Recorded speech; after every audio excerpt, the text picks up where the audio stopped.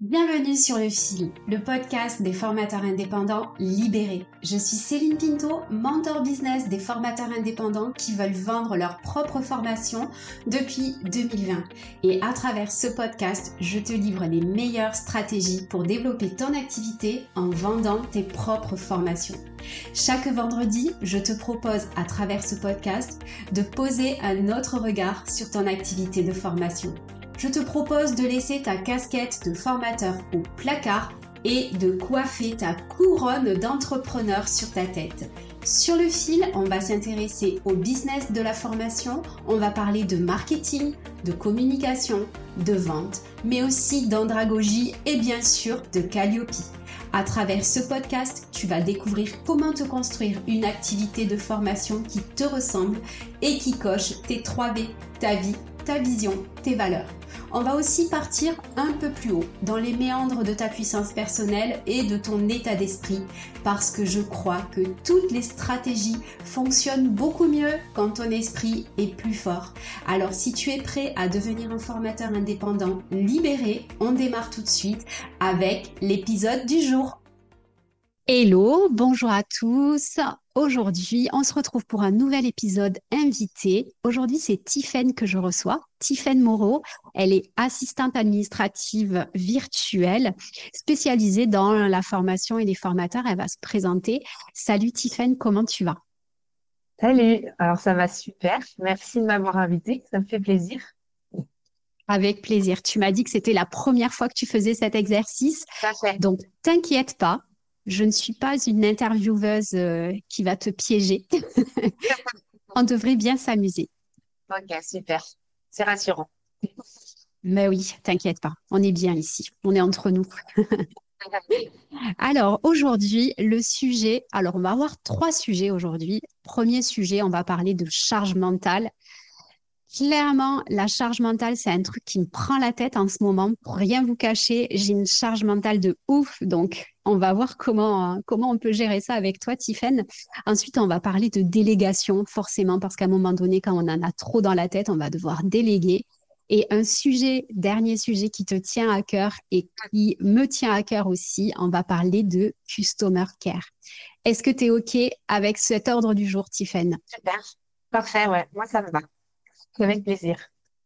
Nickel. Alors, est-ce que tu peux te présenter pour démarrer? Oui, oui, bien sûr. Alors, moi, du coup, c'est Tiffaine. J'ai 2 petites filles de 3 et 6 ans. Et aujourd'hui, j'aide les indépendants, notamment les formateurs, à sortir la tête du côté administratif. Donc, bon, je suis un peu la douée, mais version Google Drive et tableau Excel. Donc, avant ça, j'ai été responsable qualité et assistante polyvalente dans une équipe de PME. Et en fait, mon plus gros challenge, c'était mettre en place une certification, la faire vivre. Et surtout, la partie la plus compliquée, c'est embarquer tout le monde dans une logique d'amélioration continue. Donc, ça m'a appris en fait à suivre des dossiers avec rigueur, à traquer les petits grains de sable dans les rouages, à toujours chercher ce qu'on peut faire mieux et plus simplement. Donc voilà. Et puis, j'avais une partie aussi fidélisation client, satisfaction. Et j'attache particulièrement beaucoup d'importance en fait à l'expérience client pour qu'ils aient envie de refaire appel à nous après ou du moins de nous recommander. Donc aujourd'hui, j'essaye de mettre toute cette rigueur au service de celles et ceux qui veulent se recentrer sur leur cœur de métier sans sacrifier leur temps, leur énergie ou encore leur santé mentale, comme on en parlait. Et pour moi, l'objectif numéro un, pour un client, c'est de le voir respirer, profiter et travailler sur ce qu'il sait faire de mieux. Voilà, c'est mon objectif. Génial. Quand on s'est parlé la première fois, quand je t'ai proposé de venir sur le podcast, on a échangé pas mal sur la charge mentale. Ce truc-là qui nous prend la tête à nous les femmes. Euh, Moi, en ce moment, j'ai beaucoup de charge mentale. Voilà, je fais des insomnies. Enfin, j'ai du mal à mettre les bonnes choses au bon endroit, sens des priorités. Et je trouve que c'était un bon moment du coup pour en parler toutes les deux. Est-ce que toi, tu as des anecdotes de tes clients que tu peux raconter ou des expériences perso sur la charge mentale? Alors, la charge mentale, elle concerne tous les entrepreneurs dans le sens où on est tôt le matin au travail, tard le soir la plupart du temps. Et en fait, même les périodes où on n'est pas au travail, on n'est pas non plus à 100% dans ce qu'on fait parce qu'on réfléchit à ce qu'on va faire demain. Est-ce que j'ai fait tout ce que j'avais à faire dans ma journée, etc. Alors, moi, j'ai travaillé aussi avec des artisans, par exemple, qui voyaient rarement leurs enfants. Et quand ils jouaient avec eux, finalement, ils étaient là qu'à 50%. Donc, en me lançant, je me suis dit, bah, c'est vrai que ça concerne vraiment tout le monde, parce que même pour ma part, donc au départ, on est plus ou moins organisé, autant que bah, ça se lance. Et c'est vrai que avoir ce temps pour profiter de ses enfants, pour même profiter de son couple, hein, parce qu'il n'y a pas que les enfants non plus, profiter de soi-même, avoir du temps pour soi, et ben c'était compliqué de le mettre en place. Donc c'est sur cette partie-là que je suis partie, que je me suis lancée. Et en fait, en parlant avec les personnes, c'est vrai que les femmes, enfin, je ne suis pas du tout féministe pour un sou, mais on a toujours la partie prendre des rendez-vous, gérer le quotidien, faire les courses, le ménage. Les enfants, en général, c'est Maman, où est-ce que j'ai mis ça? Où est-ce que... Et en fait, c'est vrai que la plupart du temps, en tout cas, la charge mentale est beaucoup plus élevée, en tout cas chez les femmes, que chez les hommes. Euh, et certains hommes qui sont plutôt honnêtes l'avouent en courant que c'est souvent la femme qui s'occupe de toutes les petites parties qu'on ne pense pas tout le temps, en fait. On a cette anticipation qu'ils ont pas forcément. Et c'est vrai que ça peut être vite lourd pour, pour un entrepreneur. Le salariat, ça arrive aussi, hein, sur les listes. Mais quand tu es entrepreneur, bah, du coup, tu as aussi la partie entreprise qui te rajoute forcément une partie de charge. Voilà. Ouais, c'est clair. Moi, j'ai mon entreprise depuis 5 ans. Je dors avec mon entreprise. Je me réveille avec mon entreprise. Je ne dors pas avec mon entreprise. Je suis tout le temps avec mon entreprise. Et je vais te faire une petite confession, mais la semaine dernière, j'avais décidé de prendre des vacances et j'ai jamais autant bossé en fait qu'en étant en vacances, parce que comme mon agenda était vide, bah, j'ai pu faire des trucs qui me demandaient du focus, etc. Et j'en ai profité en fait pour bosser encore plus. Et je sais que je vais le regretter. Je le sais. À un moment donné, ça va arriver. Mais clairement, c'est vrai que quand on entreprend, c'est notre deuxième, troisième bébé. Enfin, ça dépend si on a des bébés, combien on en a. Bon, moi, j'ai des ados, mais clairement, euh, cette histoire-là, ça me prend la tête. Et comme tu dis très bien, quand je suis avec mes enfants ou avec mon mari ou en fait j'essaye de me reconnecter de manière intentionnelle à ici et maintenant.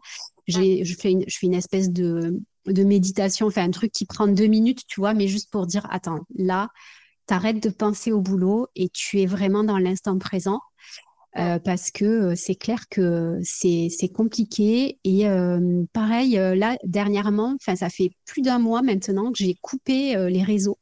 J'ai gardé D'accord. LinkedIn et j'ai supprimé, tu vois, TikTok, Instagram, Facebook de mon téléphone parce que je me rendais compte que ça prenait aussi, ça me prenait du jus, de l'espace de cerveau disponible, comme disait le publicitaire. Et je pense que c'est quelque chose qu'il faut chouchouter, en fait, sa charge mentale. Et au-delà de ça, moi, j'ai des amis qui sont aussi entrepreneurs et qui ont un seul et même numéro de portable. Et c'est-à-dire que le week-end, eh ben, il y a aussi des clients qui les appellent. C'est vrai que pour se sortir de cette partie-là, c'est important aussi eh ben, de faire le choix. Là, je suis dans mon perso et je laisse le pro de côté pour cet instant-là. Et c'est pas toujours facile, mais c'est important de le faire.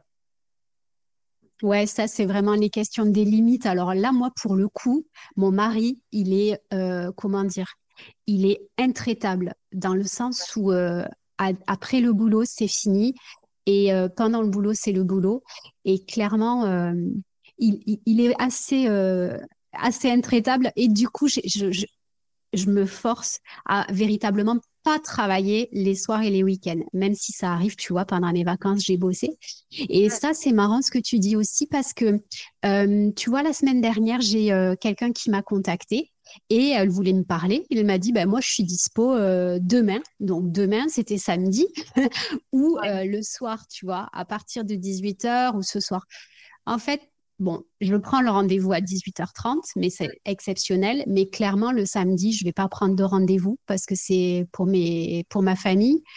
Et, euh, et aussi, dans mes accompagnements, par exemple, je mets des limites au moment où on peut m'envoyer des messages parce que quand on n'a qu'un seul téléphone, quand on reçoit des messages de nos clients le vendredi soir à 19h, en fait, on sait que le message va nous rester dans la tête tout le Exactement. week-end, même si on n'y répond que le lundi.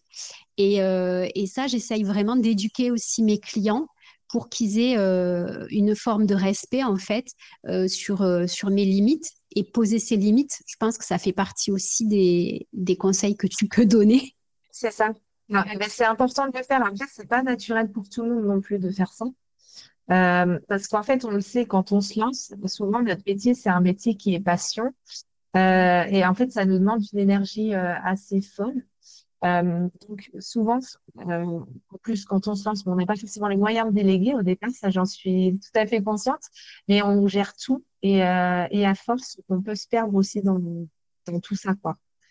Bien séparer les choses, c'est hyper important pour justement alléger cette charge mentale qu'on peut avoir dans la vie de tous les jours, dans un premier temps, mais aussi dans la partie entrepreneuriale. Mm. Est-ce que tu trouves qu'il y a des entrepreneurs qui disent oui beaucoup trop, qui disent beaucoup trop oui, quitte à y laisser leur santé? Et est-ce que tu es d'accord avec moi sur l'idée qu'on n'est pas obligé de souffrir pour être un bon entrepreneur? Alors oui, ça c'est sûr. En plus, quand on se lance, on se lance pas pour souffrir, c'est pas le but. Après, le fait de trop dire oui, en fait, il y en a certains qui se disent, si je lui dis oui, donc forcément, ça va être une entrée d'argent. Et derrière, il faut regarder aussi quel espace la personne va te prendre. Est-ce que tu vas vraiment prendre du plaisir à travailler avec cette personne-là? Est-ce que est-ce qu'elle va pas te prendre trop d'énergie et donc tu vas délaisser d'autres projets qui pourraient potentiellement plus te plaire? Euh, Dire oui, c'est gentil, mais c'est pas ce qui te fera avancer non plus. Il faut vraiment réfléchir, c'est-à-dire que la chance qu'on a quand on est entrepreneur, c'est qu'on peut choisir nos clients. Contrairement dans le salariat où tu es obligé de faire ce qu'on te demande, la partie entrepreneuriale, c'est l'avantage, c'est qu'on puisse dire non aux projets qui nous plaisent moins ou aux personnes avec qui on a moins d'affinité, ou on se sent pas trop, ouais, on se sent pas trop de travailler tout le temps avec cette personne-là. Donc, faut faire attention, je pense. Et c'est pas parce que on vient de se lancer qu'on est obligé de dire oui à des missions. Il y a des fois où il faut prendre le Yes. temps aussi et réfléchir à tout ça parce que c'est aussi une partie, je parlais de fidélisation tout à l'heure, mais c'est vrai que si on ne travaille pas à 100% de nos capacités, puisqu'on n'est pas à fond dans ce projet-là ou dans la formation ou avec la personne, et ben, ça se ressent aussi sur le ressenti de notre client, en fait. Et derrière, c'est pas forcément bon pour nous. Est-ce que tu as des astuces pour les entrepreneurs qui nous écoutent pour justement éviter de saturer notre cerveau en termes de charge mentale? Alors, d'abord, il y a des erreurs à ne pas faire. C'est de croire qu'il faut tout faire tout seul. Parce que on se dit, comme je le fais, comme moi, j'ai envie de le faire, et ben forcément, c'est la meilleure des manières. Et donc, il n'y a que moi qui sais bien faire. C'est un réflexe, en fait, qu'on peut comprendre. On veut tout contrôler, tout assurer. Sauf qu'à force de tout vouloir gérer, en fait, on finit par s'éparpiller, par s'épuiser. Et parfois, on bâcle ce qui est notre cœur de métier. Donc, pour les formateurs, ça va être l'accompagnement des apprenants, la formation, les modules, etc. Et c'est là que c'est dommage parce que la valeur qu'on aimerait mettre, eh ben, elle est pas juste dans le contenu, mais aussi dans toute l'expérience qui est autour. Et en fait, si on est débordé, à moitié présent, ben, en fait, cette expérience-là, elle en prend un coup finalement. Donc, pour éviter tout ça, ben, enfin, en fait, il faut apprendre à prioriser intelligemment, entre guillemets, se poser une question. Et qu'est-ce que je suis la seule personne à pouvoir faire? Donc, dans ce cas-là, ben, ça, on se le garde pour nous. Et tout le reste, ben, soit ça se délègue, soit ça s'automatise, soit ça se simplifie. Euh, Parce qu'en fait, au fond, être un bon entrepreneur, c'est pas faire 1000 trucs à la fois. En fait, c'est juste faire le bon truc au bon moment et puis savoir s'entourer pour le reste. Yes, c'est hyper intéressant ce que tu dis parce que moi, en fait, ce que j'aime bien dans ce que tu dis, c'est que, ok, déléguer, c'est difficile, on a du mal à le faire, mais en fait, si on le fait pas, c'est carrément nos clients qui vont en pâtir parce que, en fait, si tu laisses par exemple un mail en attente pendant 3 jours, ben, c'est beaucoup trop de temps et ton client, il se pose des questions, il va commencer à se demander si t'as bien reçu, il a bien reçu, enfin, t'as bien reçu le mail, etc. Et en fait, ça va créer des frictions, des toutes petites frictions du Voilà. côté du client. Et en fait, là, c'est carrément ton business qui va en pâtir parce que t'as pas été capable à un moment donné de dire, ben moi, je suis pas capable de déléguer parce que c'est trop dur, etc. Euh, Après, ce que je trouve hyper intéressant dans ce que tu dis, c'est l'histoire de la simplification. Moi, j'essaye toujours, parce que je ne délègue rien pour l'instant, et j'essaye toujours de simplifier au maximum, en fait, tous mes process, toutes mes offres, ma façon de travailler, etc. J'ai compris aussi mon mode de fonctionnement en termes de productivité, quand est-ce que je suis productive, pas productive, etc. Et c'est vrai que pour l'instant, comme je délègue pas, je simplifie vraiment au max pour éviter d'avoir trop de choses à faire dans mes semaines en fait. Et Ouais.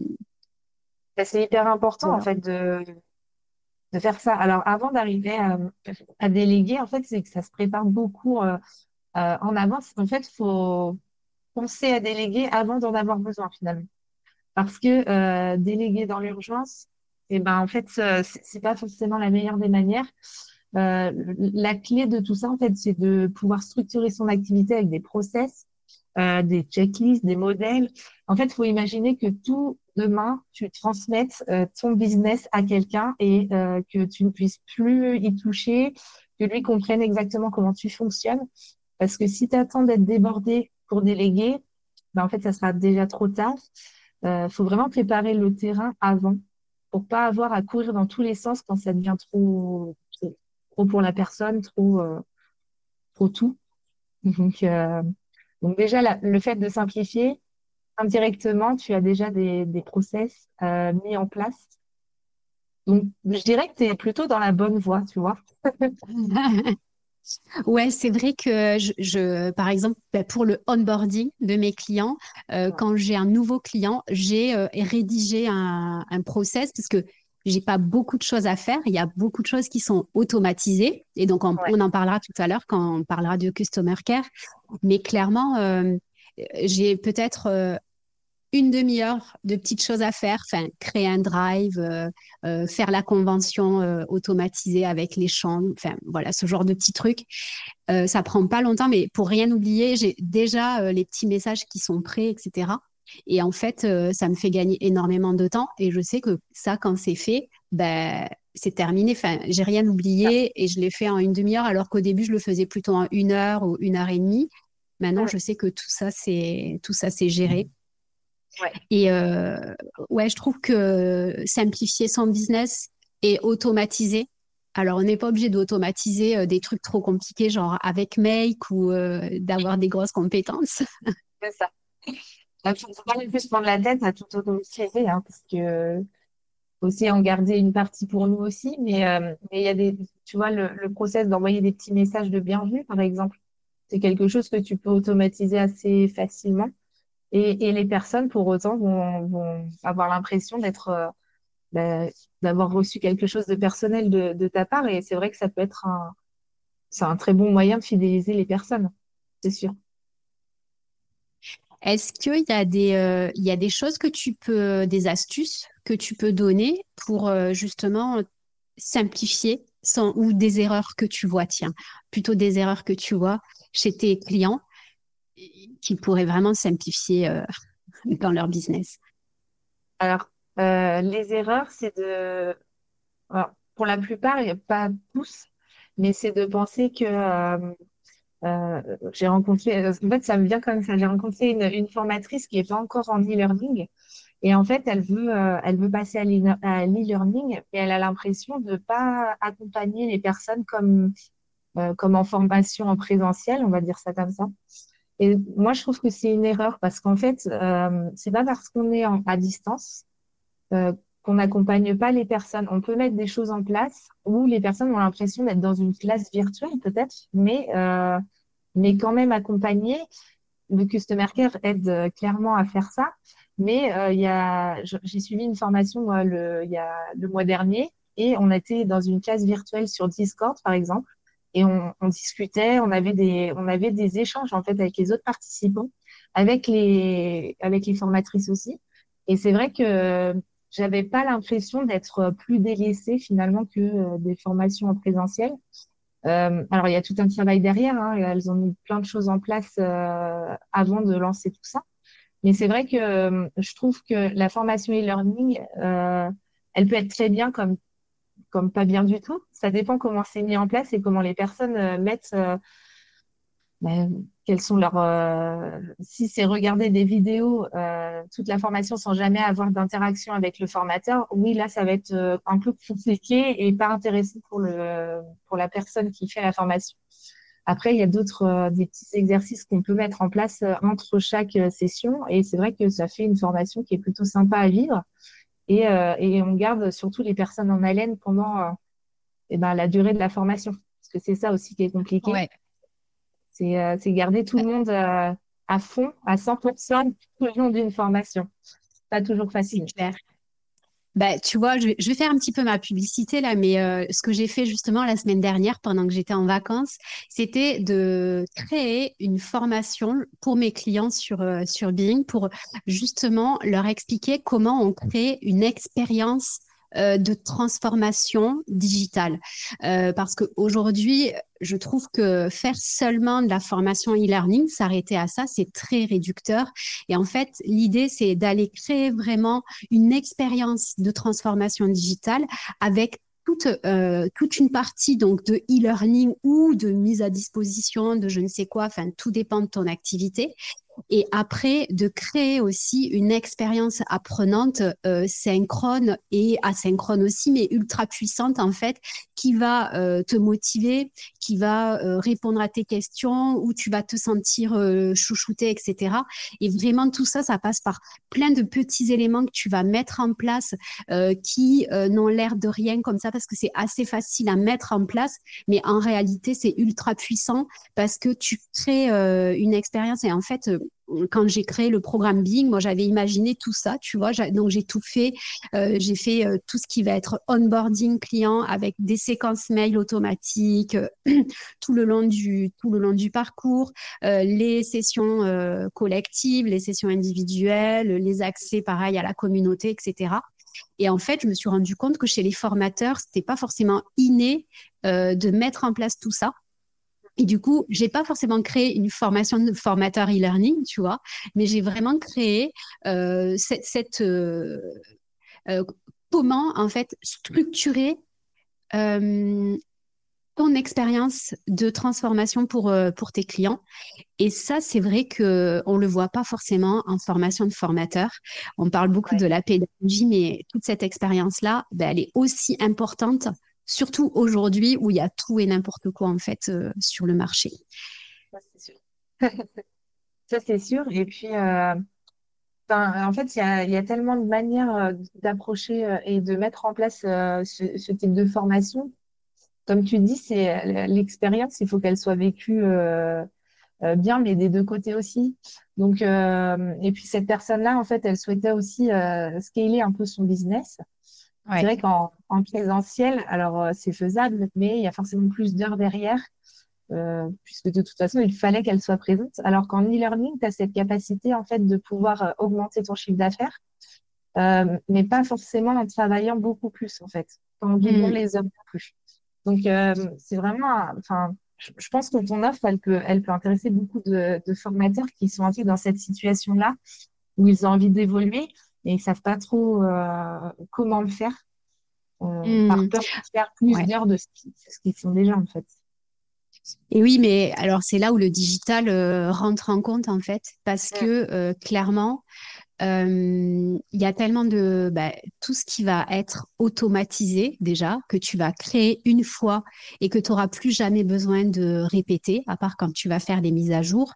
C'est à la fois la partie e-learning et en fait, tout ce que tu peux faire en synchrone en tant que formateur ou expert ou quand tu vends ton temps, en fait, tu vas mettre tout ça sur une plateforme à disposition du client. Et c'est pour ça que j'aime pas aussi parler de formation en ligne parce que là, on quitte un petit peu le cadre de la formation à proprement parler, parce que ça va être du mentorat, ça va être un programme, ça peut s'appeler bootcamp, enfin, ça peut avoir un nom qui va pas être formation, parce que vraiment, tu vas créer cette expérience-là.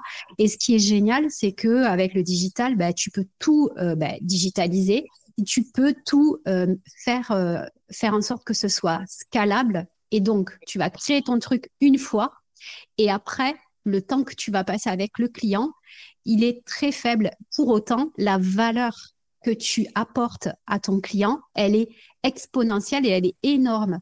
Et c'est ça que les gens ont du mal à comprendre, c'est que le e-learning permet vraiment d'augmenter la valeur perçue de ton offre et donc d'avoir vraiment un truc, j'arrête pas de dire vraiment, d'avoir vraiment un truc hyper quali pour ton client et donc tu peux vendre cher. Et quand tu vends cher, ben, tu vends mieux, tu as besoin de moins de clients pour vivre. Tout à fait. Et je trouve que finalement, le temps que tu passes avec ton client, il est finalement plus important que quand tu étais en présentiel, parce Clairement. que tu n'as plus la partie formation à faire et refaire et refaire. Donc, non, c'est vrai, c'est une Ouais, bonne ouais, option. Enfin, il faut y ça, c'est réfléchir vrai en que tout c'est cas. génial. Voilà. Ouais, enfin, personnellement, c'est vraiment la direction que j'ai décidé de prendre, tu vois, pour mes clients, vraiment de les accompagner sur cette partie-là et sur la partie vente, marketing, etc. Mais sur cette partie-là, c'est vraiment la clé parce que, en fait, les gens, les entrepreneurs, les formateurs, les experts, ils savent pas qu'il y a toutes ces possibilités. Et surtout, tu vas me dire, Tiffaine, c'est que, en fait, on peut le faire de manière simple. On n'est plus obligé aujourd'hui d'avoir des grosses connaissances en informatique, etc. Enfin, tout à l'heure, tu as parlé de Google Drive. Moi, perso, Google est mon meilleur ami quoi, sur les formations, les drives. Alors, j'ai une plateforme de formation parce que c'est beaucoup mieux quand même. Mais clairement, Google, entre les Google Meet, entre l'agenda, entre le Drive, tous les outils collaboratifs qui existent, c'est accessible à tout le monde. Il n'y a pas besoin d'avoir beaucoup de connaissances pour le faire fonctionner. Et pour ton client, c'est fabuleux, quoi. C'est ça. Et en plus, c'est une plateforme où tout le monde peut avoir accès. Il n'y a pas besoin d'avoir une application à mettre forcément en plus de tout ce qu'on a déjà. Et moi, pour moi, Google Drive, je trouve que ça regroupe un peu tout parce que finalement, on peut avoir alors Excel, c'est Google Sheet. Enfin voilà, en fait, c'est l'avantage de Google Drive, et en plus, c'est moins cher que Microsoft quand on Ouais. regarde ça. Donc ouais, ouais. Il y a plein de petites choses qu'on peut mettre en place qui sont pas très compliquées et où on n'a pas besoin d'être développeur pour le faire, en fait. Donc, Oui, c'est ça. Il y a tellement de possibilités aujourd'hui avec des outils super simples et, comme tu dis, pas forcément très chers. Et en mm, fait, il suffit juste de bien les utiliser, enfin, de bien partager les documents. Et quand on a ça, on est digitalisé, quoi. C'est-à-dire que ouais, on digitalise facilement aujourd'hui. Bon, ouais. évidemment, après, si ça prend la tête, on appelle Tiffaine et elle le fait pour nous. Je suis consciente que tout le monde n'est pas très à l'aise avec la partie ordinateur pour être encore plus large. Mais c'est vrai que je trouve qu'aujourd'hui, il y a beaucoup d'applications et beaucoup de logiciels finalement qui ont été mis, qui ont été, qui sont beaucoup plus intuitifs qu'au tout début en fait. Les développeurs font attention à ça, au fait qu'on puisse le développer finalement nous-mêmes. Et il y a beaucoup de plateformes qu'on peut se servir sans qu'on a un micro, une caméra et le savoir dans la tête. Ma foi, on peut faire. Et c'est pour ça aussi que il y a beaucoup de personnes qui font des formations aujourd'hui. Il y a le pour et le contre pour le coup.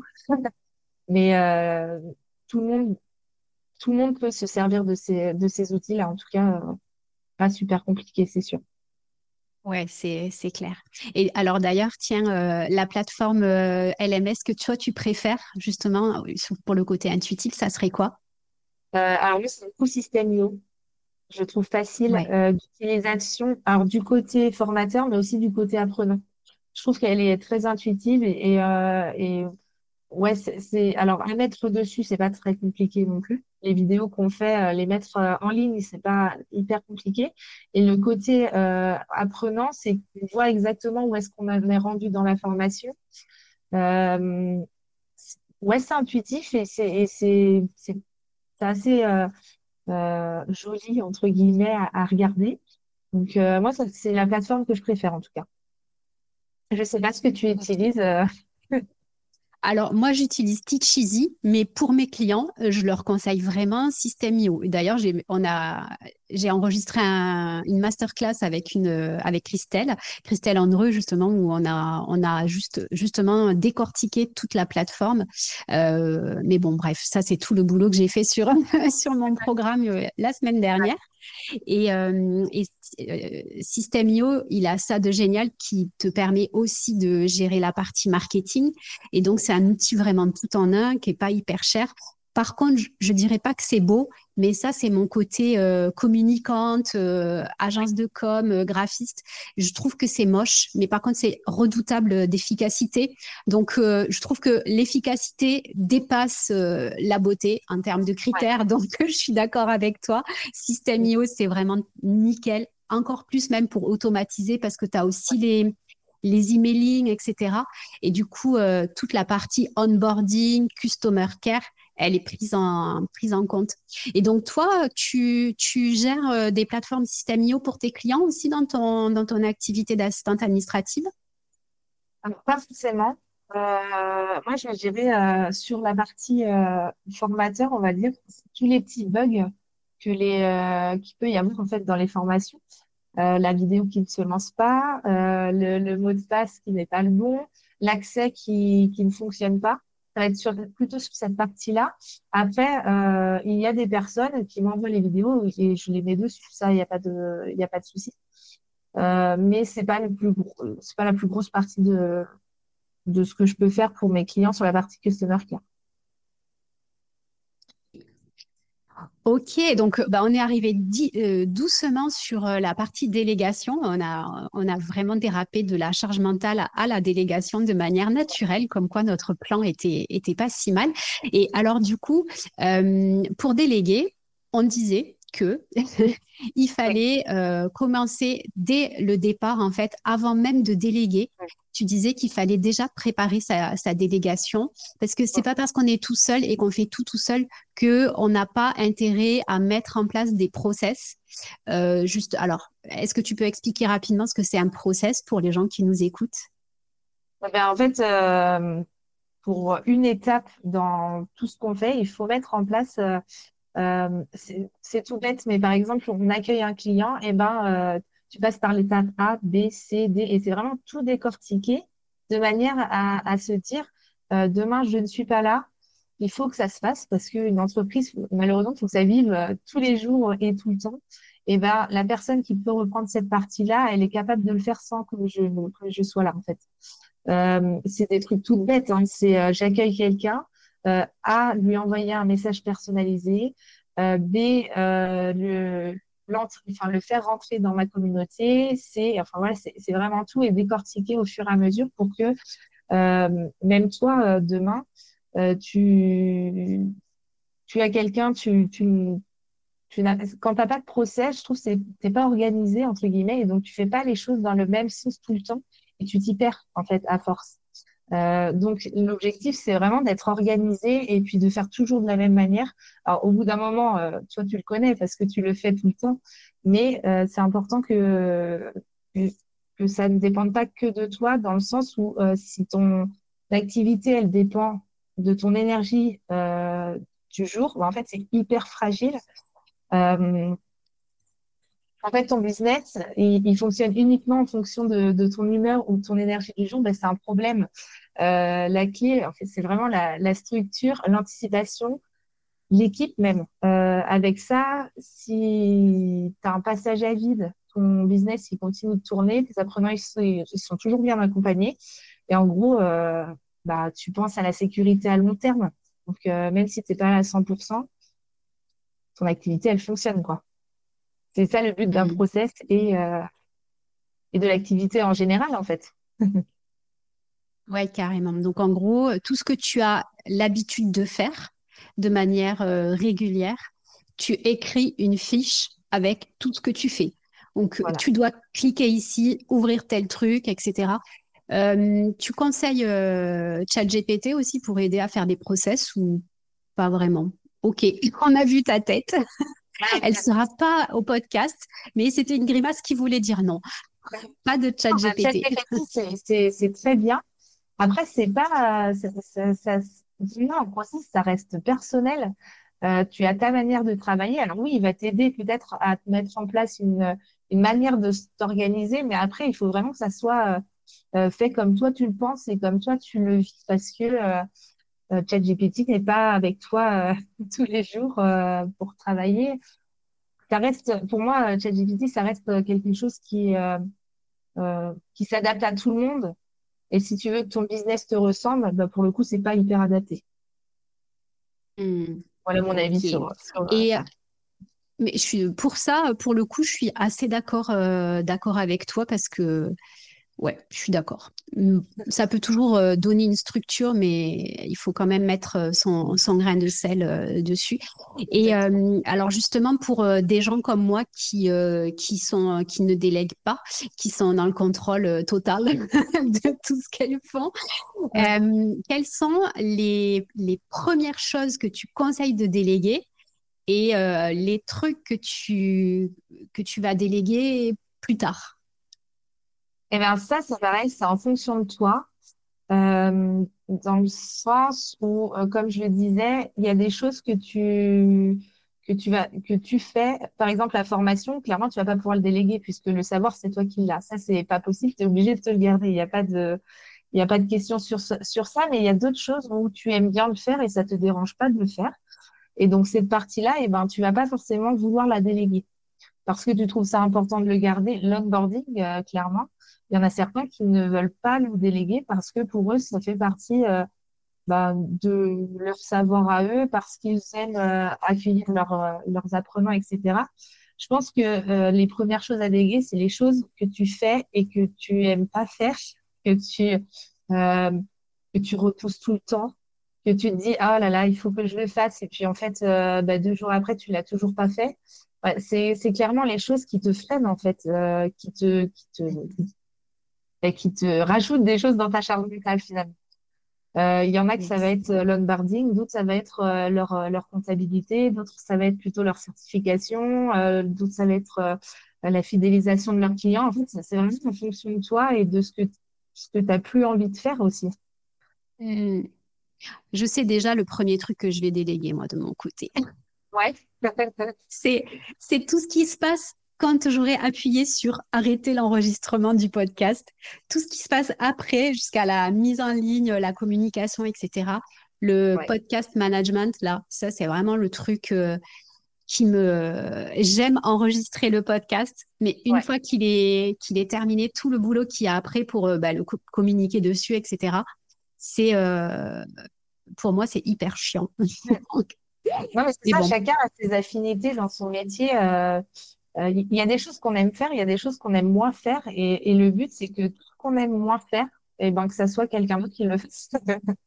Voilà, c'est. Donc, commencer par quoi, ça dépend des personnes, en fait. Ok, ça marche. Ouais. Qu'est-ce qu'on peut dire de plus sur la délégation? Mais je pense que c'est bien. Peut-être t'as des conseils à nous donner ou comment on choisit son assistante administrative sur quand on veut déléguer. Alors, il faut qu'elle te ressemble. Enfin, moi, je pars de ce principe-là. Il faut vraiment avoir l'assistante administrative. Finalement, ça va être la personne qui va répondre à ta place. Faut qu'elle, faut que le feeling passe. C'est le binôme, quoi. C'est vraiment un binôme. Moi, je pars du principe que quand on part sur une collaboration, c'est le chemin, on va le tracer ensemble. Il faut vraiment être franc l'une envers l'autre. Et donc, d'où le fait il faut être à l'aise avec la personne en face parce que peut-être que moi, je te conviendrai comme je peux ne pas du tout convenir parce qu'on n'a pas les mêmes idées, parce qu'on ne voit pas avancer de la même manière. Enfin, voilà. Donc, il faut vraiment connaître la personne euh, et savoir, bah, moi, je veux pas travailler avec une personne qui, je sais pas, moi, qui est pas trop solaire ou qui est introvertie ou, voilà. C'est vraiment le feeling. Il faut qu'il y ait un bon feeling, sinon, ça ne fonctionnera pas. Hmm. Ouais, le feeling, je suis d'accord avec toi, c'est hyper important parce que bah, on est dans enfin, une relation vraiment de confiance. Mm. Après, sur la ressemblance, je suis pas tout à fait d'accord avec toi, mais c'est pas grave. Moi, je suis plutôt fonceuse et tout ça, et j'aime bien avoir quelqu'un parce que ça m'est quand même déjà arrivé de déléguer certains trucs. J'aime bien avoir quelqu'un justement, tu sais, de poser et qui va faire les choses calmement, tu vois, alors que moi, je suis Ouais. plutôt du genre à y aller enfin, à foncer et tout. Et en fait, ça me rassure, tu vois. Je me dis, bon, elle sait, elle fait les choses bien, Ouais. elle va pas se gourer ou voilà. Du coup, Ressemblance dans la façon de penser, moi, je pense. Si tu es très dans l'écologie, etc., et ben forcément, une personne qui n'y est pas du tout, et ben ça va être compliqué de trouver des points mm, d'accord. C'est plus dans il ce faut des sens-là. Après, valeurs. Ouais. voilà, les valeurs, forcément, il y a des gens, oui, comme toi, qui seraient fonceurs et qui veulent quelqu'un qui soit plutôt posé et qui te disent, Mm, ton idée, elle est top, mais il faudrait peut-être la structurer différemment, ou voilà. mm. Et ça, Ouais, ça c'est ça. dépend encore de la personne que Ouais. tu es et avec qui tu dois travailler aussi, en fait. D'où l'importance de réfléchir à ça avant d'être dans le rouge, parce que finalement, il y a beaucoup de choses à penser. Ouais, c'est clair. Oui, parce que en fait, commencer à déléguer, ça prend quand même du temps parce que bah, il faut former la personne à nos process, à nos habitudes, à notre culture d'entreprise et à nos valeurs aussi.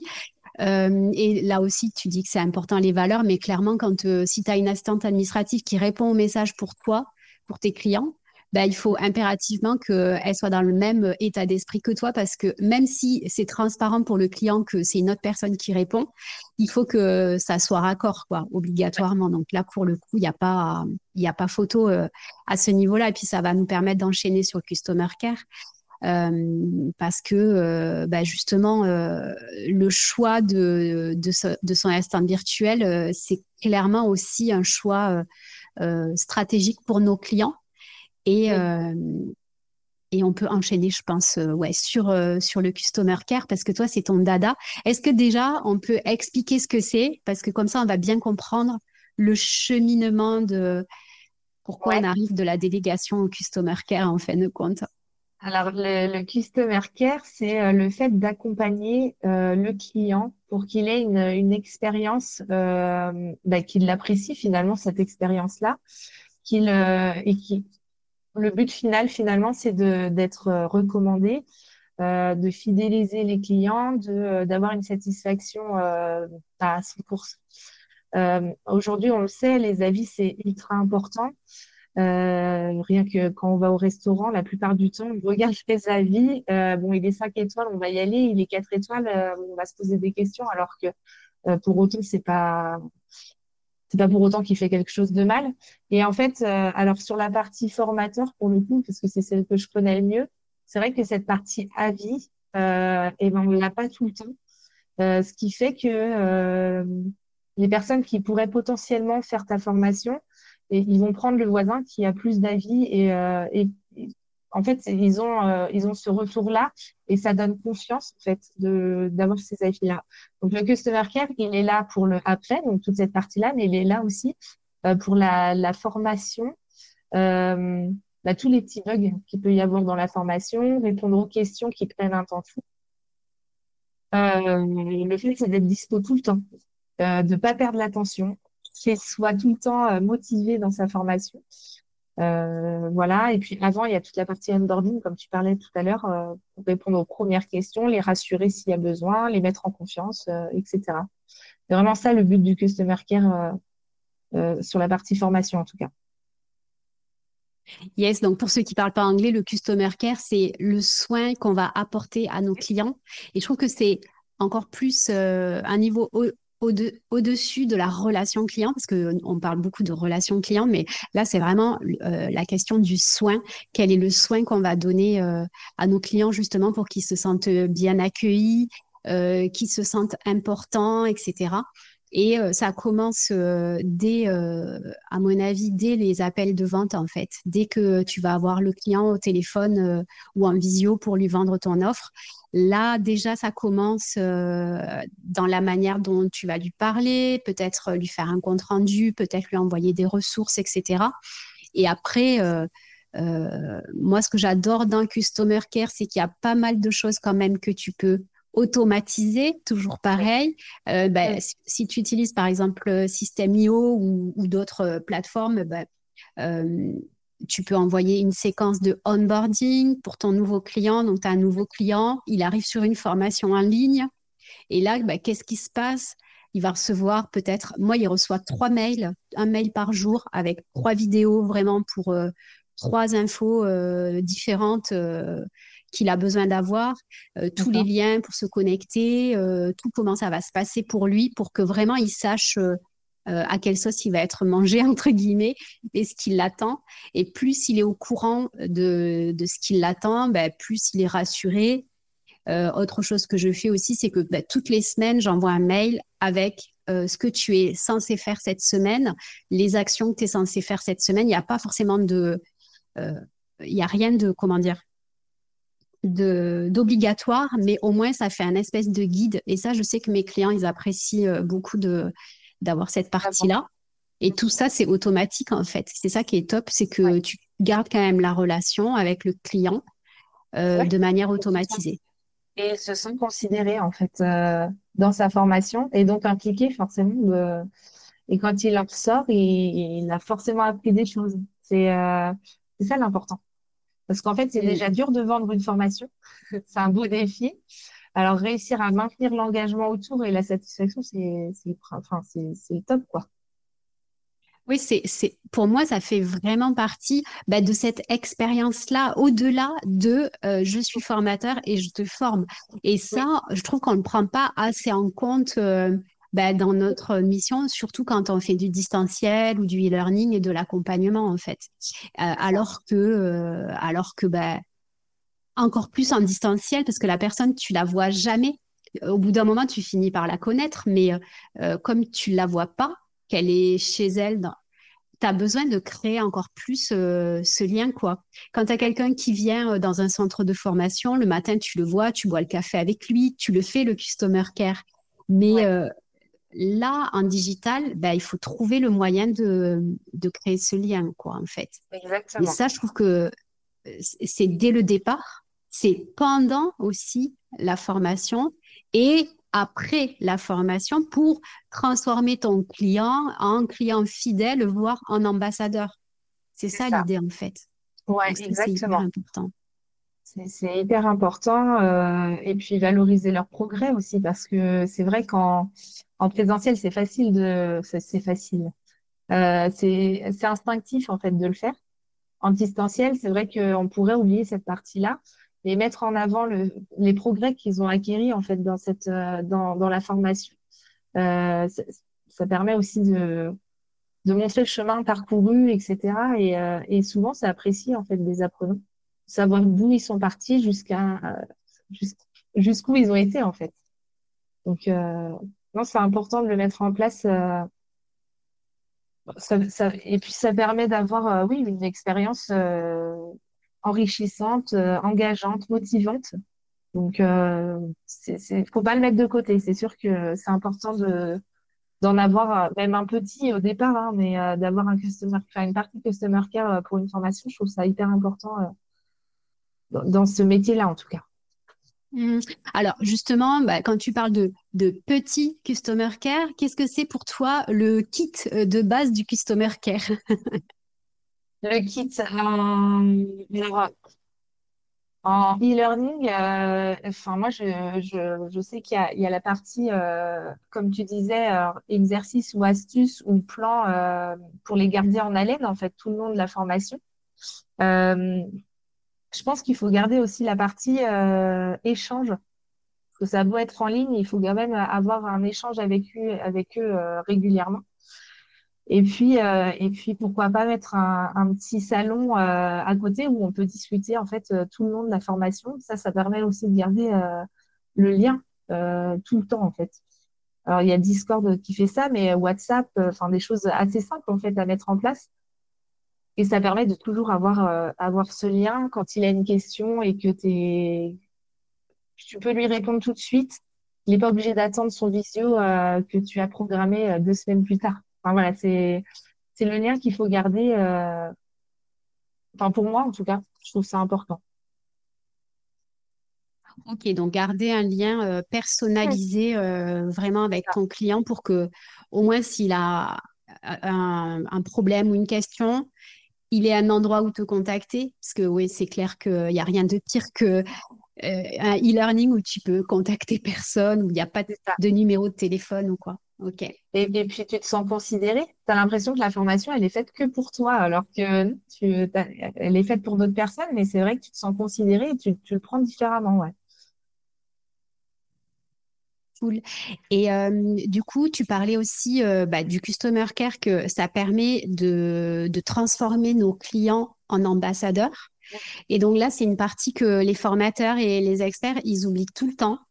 Et ça, tu peux nous en parler, nous dire de quoi il s'agit et expliquer un petit peu ton point de vue. Alors, souvent, quand on a apprécié quelque chose, on est les premiers à recommander cette partie. Euh, je sais pas, tu as apprécié le restaurant du coin, et ben tu vas le recommander à tes proches. Ben, c'est exactement faire la même chose pour la formation, c'est-à-dire que les personnes c'est important d'avoir les retours des personnes qui ont fait la formation dans le sens où si c'est négatif, ça peut l'être, mais ça te permet toi d'évoluer de ton côté, d'améliorer les choses qui n'ont pas été comprises ou qui n'ont pas été appréciées. Mais d'un autre côté, c'est surtout avoir l'avis des personnes. Quand elles sont positives, c'est encore mieux, forcément.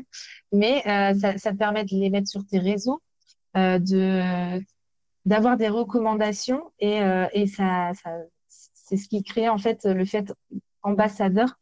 Le client, la personne qui a participé à ta formation, c'est lui finalement qui va vendre ta formation auprès des personnes qu'elle connaît.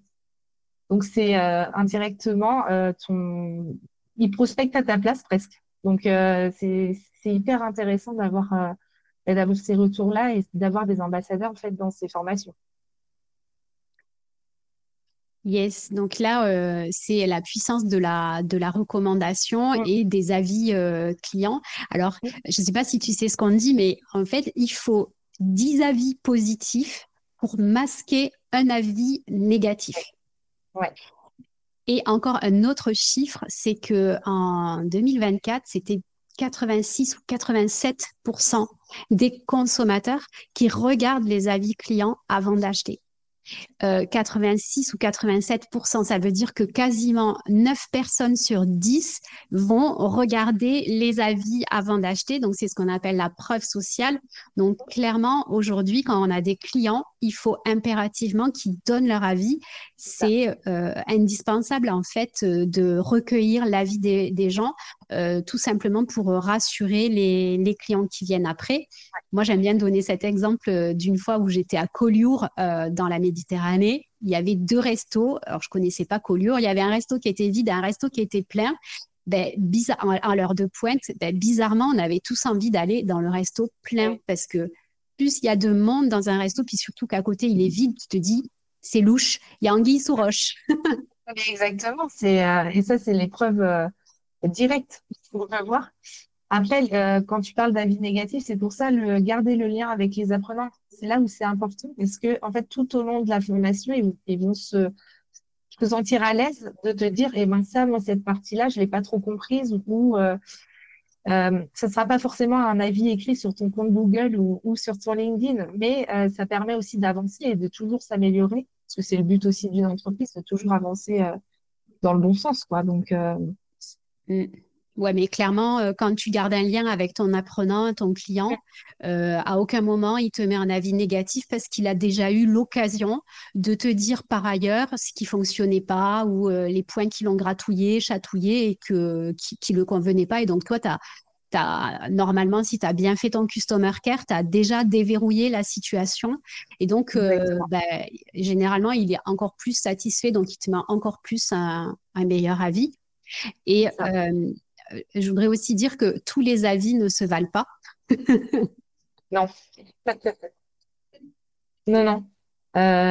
Non, il y a des avis où il y aura par exemple juste les étoiles, tu sais pas trop ce qu'il a apprécié, ce qu'il n'a pas apprécié. Non, non, il y a des avis. C'est pour ça qu'il faut prendre le temps, quand on choisit une formation ou autre chose d'ailleurs, prendre le temps de lire en fait tout ce qui est mis parce que, et des fois, les gens mettent 4 étoiles et en fait, quand tu lis le commentaire en dessous, mais ça vaut peut-être 7 étoiles, quoi. Enfin, je veux dire, c'est euh, l'appréciation, juste les avis. Enfin, ouais, il faut vraiment lire les recommandations, etc. Et comme tu le dis, en général, quand on a le lien comme ça, qu'on garde le lien, on a des très bons avis parce que on a déjà corrigé les petites erreurs qu'il pourrait y avoir dans la formation ou les choses qu'il n'a pas appréciées ou peu importe en fait. Donc non, c'est hyper important même si on n'est pas à l'aise à demander une recommandation, il faut le faire parce que aujourd'hui ça Ouais. marche comme ça en fait. Ouais, c'est obligé. Alors, dans les avis, tous ne se valent pas. Pour moi, il y a l'avis suprême pépite, notamment quand on va avoir des offres un peu quali, un peu chères, etc. C'est l'avis en vidéo, où en fait, tu prends le temps à la fin de la collaboration de faire un petit interview avec ton client, là, avec un Zoom que tu enregistres et où tu vas lui demander ben, comment il s'est senti, qu'est-ce qu'il a apprécié, quels sont les résultats qu'il a obtenus et puis son partage d'expérience. Ça, c'est vraiment hyper intéressant et c'est de l'or en barre parce que ben, il peut pas y avoir du fake, alors que sur des avis écrits, tu peux toujours imaginer qu'il y a du fake. Alors la vidéo, oui, c'est le must, oui, c'est le meilleur avis qu'on puisse avoir dans le sens où on voit une personne parler, on voit qu'elle n'est pas forcée non plus de l'écrire, de le dire, du moins. Alors que sur Google ou peu importe la plateforme, il y a eu des preuves hein, comme quoi les personnes achetaient leurs avis en fait. Donc oui, la vidéo, c'est sûr, c'est la meilleure, la meilleure recommandation qu'on peut avoir, ça, c'est sûr. Yes. Alors, j'ai une mission pour les gens qui nous écoutent et qui sont sur LinkedIn. Aujourd'hui, si vous écoutez cet épisode, allez tout en bas de votre fil d'actualité, de votre profil LinkedIn et allez demander au moins 3 à 5 recommandations à vos anciens clients. Prenez le temps de faire ça parce que ça prend 3 minutes et clairement, c'est de l'or en barre pour ben, votre communication, votre marketing et aussi pour votre amélioration continue. Exactement. Ça, c'est sûr. C'est hyper important de les avoir, ces recommandations. Ça aide pour après, en fait. Hum. C'est marrant cet épisode de podcast parce que on a commencé à se parler de charge mentale Ouais. et in fine, on arrive au customer care. C'est bizarre parce qu'on se dit que c'est 2 sujets, alors avec la délégation, 3 sujets qui n'ont aucun rapport entre eux, mais je trouve que le customer care, en fait, c'est presque les fondations de la maison et que plus ton customer care sera précis, on va dire ça comme ça, et soigné, moins tu auras de charge mentale à la fin. Est-ce que tu es d'accord avec ça? Ah ben, oui, je te rejoins enfin, totalement dans le principe que quand on a un customer care clair, en fait, qu'on mette le soin de ton client en avant, en fait, qu'on parte de ses besoins pour dérouler toute la formation, etc. C'est vrai qu'on limite finalement la casse avec tous les petits blocages qu'il pourrait avoir. Donc, oui, pour moi, ça part de là, en fait. Créer une formation autour du besoin de son client, c'est quelque chose de plutôt bien. Après, on a le savoir, etc. Mais c'est vrai, l'avoir enfin, le mettre en place, en tout cas, dans le sens du client plutôt que dans son sens à soi, forcément, c'est ce qui marche le mieux, quoi. Ouais, c'est la base. C'est ce qu'on dit, avoir une stratégie customer centrique, centrée sur son client. Et Et la charge mentale, le, forcément, se réduit parce qu'on n'a pas de retour systématiquement tout le temps. Parce qu'il y a ça aussi, hein, avoir des retours clients négatifs ou entre deux où il faut modifier des choses, etc. Ta charge, forcément, à un moment donné, elle explose, quoi. Mm. Hmm.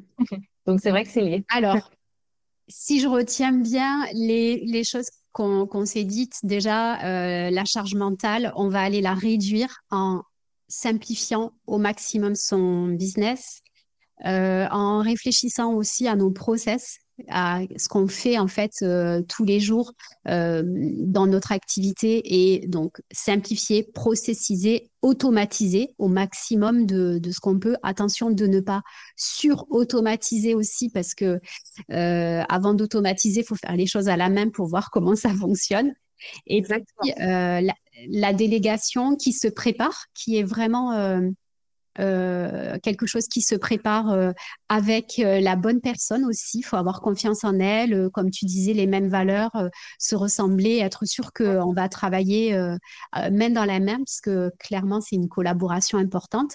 Et c'est d'avoir quelqu'un aussi qui te permet, dans les moments un peu difficiles où tu as moins de jus, ben, de pouvoir prendre le relais. Donc, il y a toute cette collaboration qui va se mettre en place et qui est importante. Et puis finalement, quand tout ça c'est bien fait, on a des clients qui sont contents et encore plus quand on prend en compte le client dans le cœur de notre stratégie et qu'on prend soin du client dans le cœur de notre stratégie, encore plus quand on a des offres digitalisées, des accompagnements en ligne, etc., où là, ça rentre encore plus en ligne de compte. Le gros avantage du Customer Care, c'est que c'est quelque chose qui va facilement s'automatiser. Mm. On va pas que automatiser parce qu'il faut garder quand même le cœur du réacteur, quoi, le supplément d'âme, hein, comme on dit. C'est ça. Euh, mais tout ça, c'est un ensemble qui fait que ben, on va avoir un business qui va être sympa et qui va être à notre service. C'est ça. Et que ce soit pas toi qui sois au service de de ton entreprise Ouais, aussi. Enfin, pas trop, du ouais. moins. Ouais, je Ouais. suis d'accord avec toi. Oui, on n'est pas là pour en chier, hein, vraiment. Mm. C'est ça que je trouve intéressant. C'est aussi de passer de ce truc à je suis esclave de mon business à Ouais. bah, mon business, c'est mon business, quoi. C'est ce qui me permet de vivre. Mais voilà, quoi. Faut le laisser à sa place de c'est un business qui te permet de vivre et pas toute ta vie, même si tu es passionné, Oui. clairement. Et ben Mm. oui, parce qu'il y en a certains qui perdent la passion à trop travailler. Des fois, on s'épuise et puis la passion est Mm. plus là. Alors, c'est dommage parce que c'est pour ça la base qu'on se mise. Donc Yes. oui, faut y réfléchir, c'est sûr.